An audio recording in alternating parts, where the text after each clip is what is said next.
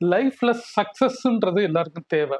ஆனா அதனால தப்பான டிசிஷன் எடுக்கிறனால லைஃப்ல உங்களுக்கு ஆப்பர்ச்சுனிட்டி இருந்தாலும் வேற வேற உங்களுக்கு பிடிக்காத ஒரு விஷயத்த நீங்க செய்யறனால என்ன ஆகுது? அது நரகமாகும். எக்ஸாம்பிளா சொல்லணும்னா, நீங்க ஒரு ஆபீஸ்ல ஒர்க் பண்றீங்க. உங்க பாஸ் வந்து மண்டே மார்னிங் உங்களுக்கு ஆபீஸ் வந்து 10:00 இருக்குன்னா 9:30 to 10:00 இருக்குன்னா, உங்க பாஸ் சொல்றாரு இன்னைக்கு நீ 7:30க்கு வந்துரு. நம்ம முக்கியமான ஒரு டிஸ்கஷன் வச்சிருக்கோம். அப்படின்னா, நீங்க என்ன பண்ணுவீங்கன்னா, உங்க ஆஃபீஸ் தூரமா இருக்கும். நீங்க வீட்ல இருந்து கிளம்பி வரதுக்கு எல்லாம் இருக்கும். ஐய்யய்யோ! இவன் சொல்லிட்டானே, நான் வந்தே ஆகணுமே! அப்பன்னா நான் காலைல வெள்ளன 4:30 மணிக்கு எந்திரிக்கணும், டிஃபன் ரெடி பண்ணணும், சாப்பாடு ரெடி பண்ணணும், எல்லாத்தையும் பண்ணி சாப்பிட்டுட்டு, நான் அங்கேருந்து கிளம்பி அறக்க பறக்க நான் வந்து பஸ்ஸோ, ட்ரெயினோ புடிச்சு நான் பைக்கோ எதுலயோ வந்து நான் வீட்டுக்கு வந்து அந்த ஆஃபீஸ்க்கு வந்து சேர்றதுக்கு அந்த 7:15 ஆயிரும். அப்புறம் அவரு நான் லேட் ஆச்சுன்னா திட்டுவாரு. "என்னடா இது இப்படி வந்து என்ன பண்ண போறோம்? ஏன் இப்படி இவரு உயிர வாங்குறாரு?" அப்படி இப்படின்னு உங்களுக்கு கோவம் வரும். இதுக்கு என்ன காரணம்னு பார்த்தா, நீங்க புடிச்சு அந்த வேலைய செஞ்சிருந்தீங்கன்னா, கண்டிப்பாக அவரு சொல்றதுக்கு முன்னாடி 7:30ன்றது அந்த 7 மணிக்கு ஆஃபீஸ்ல நல்லா கரெக்ட்டா வந்திருப்பீங்க. அவர் சொல்ற வேலைய கரெக்ட்டா செஞ்சிருப்பீங்க. உங்களால செய்ய முடியும். இதே பாஸ் வேற வியூ பாயிண்ட்ல நம்ம பார்ப்போம். இதே பாஸ் மண்டே மார்னிங் வந்துருங்க. நம்ம ஃபாரின் ட்ரிப் வச்சிருக்கோம். நம்ம இங்கேருந்து அமெரிக்கா போறோம்.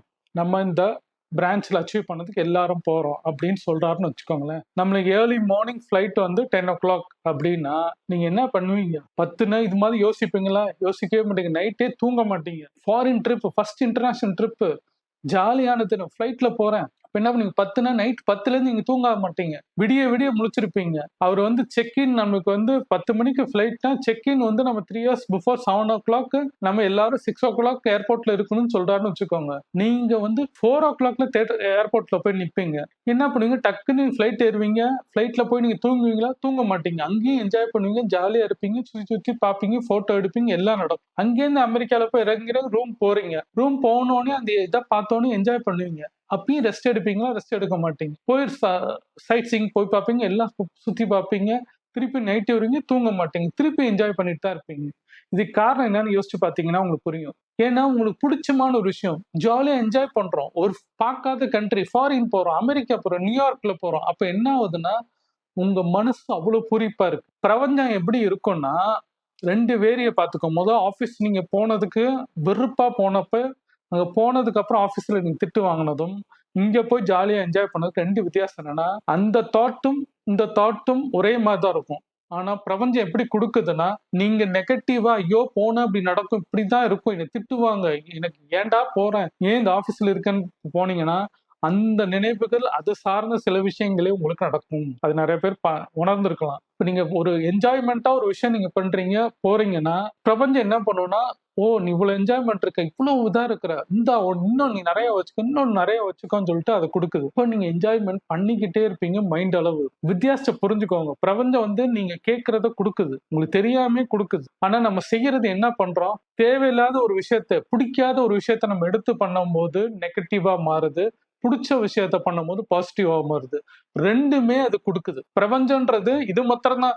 நீங்க கேட்காததெல்லாம் இல்ல. நீ என்னவா நினைக்கிறீங்களோ அது குடுக்குது. அதனால தான் சொல்றேன், எண்ணம் போல் வாழ்க்கை. நம்ம நெகட்டிவா நினைச்சா நெகட்டிவா அள்ளி குடுக்கும். அந்த நேரம் பார்த்தா நம்ம பாடியே எப்படி இருக்கும்னா 2 டைமென்ஷன்ல இருக்கும். பிடிக்காத வேலையில பண்ணும்போது, நம்மளுக்கு வந்து ஏன் வேலை செய்றோம்னா பணம். அந்த பணம் நம்மளுக்கு தேவ. இருந்தாலும் நம்ம படிச்சது ஒண்ணு, வேலை பார்க்கிறது ஒண்ணு, வீட்டு சூழ்நிலைக்காண்டி வேலை செய்வாங்க. ரைட்டுன்னு எல்லாமே ஓகே. உங்களுக்கு தெரியும்ல. நீங்க 1 ஸ்டாண்டர்ட்லேருந்து 10th standard, 10th, 11th, 12th பண்ணும்போது என்னன்றது உங்களுக்கு புரியும். அந்த பேஷன கரெக்ட்டா எடுத்து பண்ணியிருந்தா, கொஞ்சம் சம்பளம் இருந்தாலும் உங்களுக்கு சந்தோஷமா வேலை செய்வீங்க. சந்தோஷமா வேலை செய்யும்போது, நீங்க இன்னமும் 1 வருஷத்துல, 2 வருஷத்துல, ஒரு 3 வருஷத்துல எதிர்பார்க்க லெவலுக்கும் போலாம், சம்பாரிக்க முடியும். நம்ம அந்த விஷயத்த செய்றதில்ல.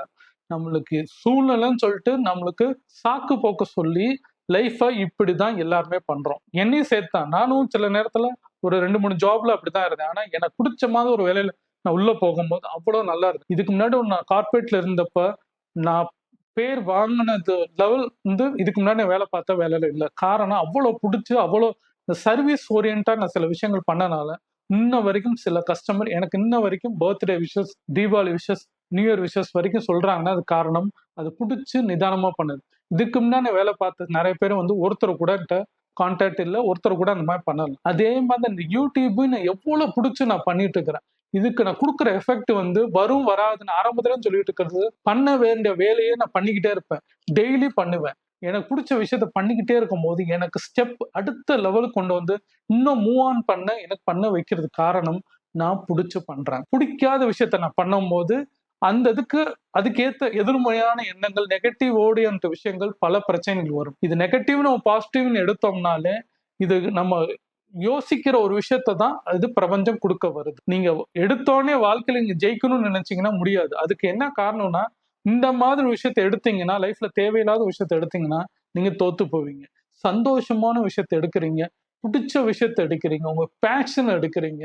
அது கஷ்டமா இருந்தாலும் லைஃப்ல நீங்க மூவ்மெண்ட் ஆகுறதுக்கான ஃபேமிலி ஏர்னிங்ஸ் குறைச்சலா இருந்தாலும் ஒரு ஸ்டேஜ்ல நீங்க வருவீங்க. எதை எடுக்கணும், எதை எடுக்கக்கூடாது டிசைடட் உங்க கையில இருக்கு. என் லைஃப் சிச்சுவேஷனுங்க, நான் இன்னைக்கு அடுத்த மாசம் நான் வந்து இந்த சம்பளம் எடுத்தாதான் அப்படி ஆகும்னா அதுக்கு நான் ஒண்ணும் சொல்ல முடியாது. ஆனா பேட்டர்ன் ஆஃப் லைஃப் டிசைட் பண்றது நம்ம லைஃப்ல எப்படி வரப்போறோன்றது நம்மளுக்கு தெரியும். நம்ம லைஃப்ஸோட அம்மா அப்பா சூழ்நிலை எப்படி இருக்கும் தெரியும், நம்ம சூழ்நிலை எப்படின்னு தெரியும், சொசைட்டி இருக்க சூழ்நிலை எப்படி எல்லாமே நம்ம படிக்கும் போதே தெரிஞ்சிடும். அப்ப அதுக்கேத்த சப்ஜெக்டோ அதுக்கேத்த மூமெண்ட்டோ எந்த சப்ஜெக்ட் வேல்யூவோ நம்ம எடுத்து நம்ம பண்ணும்போது ஸ்கில் செட்டோட அது ரிலேட்டட் ஆகும்போது என்ன ஆகும்னா, ஜாப்ல உட்காரும் போது உங்களுக்கு வெறுப்பு வராது.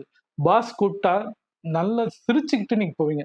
சிரிச்சுட்டு போகும்போது அவரும் உங்களுக்கு ரெஸ்பான்ஸ் பண்ணுவாரு. நீங்களும் கரெக்டா வேலை செய்வீங்க, அவரும் கரெக்டா வேலை செய்வாங்க. உங்க 2 பேத்துக்கு எந்த டிஸ்டர்பன்ஸ் இருக்காது. ஜாப் நீட்டா போகும். நீட்டா போறனா என்ன ஆகும்? உங்க லைஃப் சந்தோஷமா இருக்கும். வெல்த்தும் நல்லா இருக்கும், ஹெல்த்தும் நல்லா இருக்கும். உங்களுக்கு பணமும் வரும், ஹெல்த்தும் நல்லா இருக்கும். பணம் வந்துட்டாலே சந்தோஷம் வரும், சந்தோஷம் வந்துட்டா ஹெல்த் நல்லா ஸ்ட்ராங்கா இருக்கும். இதை தான் செய்ய சொல்றாங்க. நீங்க அதை விட்டுட்டு பிடிக்காத ஒரு விஷயத்த உங்களுக்கே தெரியுது எனக்கு பிடிக்காது, முடியாது அப்படின்னு போனபோது லாஸ்ட்ல எங்க போய் நிற்கும்னா ஹெல்த்ல நின்றோம். வெல்த்ல உங்களுக்கு தேவைன்னு போய் ஹெல்த்ல நின்று டேமேஜ் ஆகி இந்த வேலையும் பண்ண முடியாம வேற வேலையும் பண்ணாம இந்த எக்ஸ்பீரியன்ஸும் போய் எல்லாமே கொலாப்ஸ் ஆகும்போது லைஃப நம்ம ஏமாத்திக்கிறோம் தான் நான் சொல்லுவேன். அப்படி உங்களுக்கு ஆண்டவன் உங்களை பிறக்க வச்ச அத்தனை கோடி மக்கள் அத்தனை பேத்துக்கும் ஒவ்வொருத்துக்கும் ஒரு ஒரு ஸ்கில் செட் இருக்கு. என் ஸ்கில் செட் உங்களுக்கு இருக்கலாம். ஆனா அதுல நீங்க வேறையா நீங்க பண்ணலாம். வேற விதமா நீங்க பண்ணலாம். நான் பண்ற மாதிரி நீங்க பண்ண மாட்டீங்க. வேற விதமா பண்ணுவீங்க. எடிட்டிங் நான் பண்ற மாதிரி பண்ண மாட்டீங்க. நான் பண்ற மாதிரி ஒரே மாதிரி பேசுற மாதிரி பண்ண மாட்டீங்க. வித்தியாசம் இருக்கும். அந்த மாதிரி ஸ்கில் செட் உங்ககிட்டயும் இருக்கும். என்கிட்ட வேற மாதிரி இருக்கும். நான் என் வேல டெவலப் ஆறேன். நீங்க உங்க வேல டெவலப் ஆறீங்க.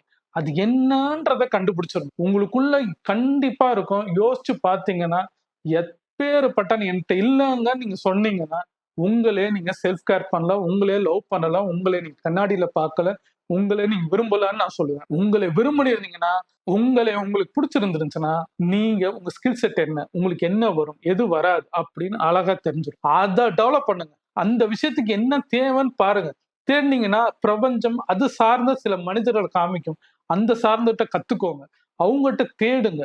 பேசுங்க. பேசி நல்ல விஷயம் நீங்க எங்க ஒண்ணு புரிஞ்சுக்கோங்க. சுத்தி இருக்கும்போது நீங்க நெகட்டிவா நினைக்கும்போது நெகட்டிவான பீப்புள்ஸ் கண்டிப்பா உங்க சுத்தி இருப்பாங்க. பாசிட்டிவா நினைக்கிறீங்கன்னா பாசிட்டிவான பீப்புள்ஸ் உங்களை தேடி வருவாங்க. இல்ல உங்களுக்கு எனர்ஜியும் இருக்கும், சந்தோஷம் இருக்கும். இந்த டிஃபரன்ஸ் உங்களுக்கு புரிஞ்சிடும். ஸ்ட்ரெஸ்ஸோ பயமோ காரணம் என்னன்னா நெகட்டிவ் தாட்ஸ் ரொம்ப உங்களுக்குள்ள இருக்கும். சந்தோஷம் வாழ்க்கையில நான் ஜெயிக்க முடியும்னு நினைக்கிறவங்ககிட்ட அந்த பாசிட்டிவ் இருக்கும். எது காசே இன்னைக்கு இருக்காது. ஆனா நாளைக்கு காலைல உங்க கையில ஒரு அமௌண்ட் வரும். காரணம் என்னன்னா நீங்க பாசிட்டிவா யோசிச்சது.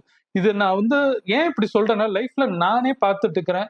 என்னை சார்ந்தவங்ககிட்டையும் பார்த்துட்டு இருக்கிறேன். பணம் இல்ல கஷ்டம்னு நினைச்சாங்க. ஆனா அவங்க ஒரு வாரம் கழிச்சு அந்த பணத்தை பார்க்கும்போது சுத்தீவிர அவங்களுக்கு அவ்வளவு சந்தோஷம். காரணம் என்னன்னா இல்ல வரும் அப்படின்ற மாத்திரம் நினைச்சாங்க.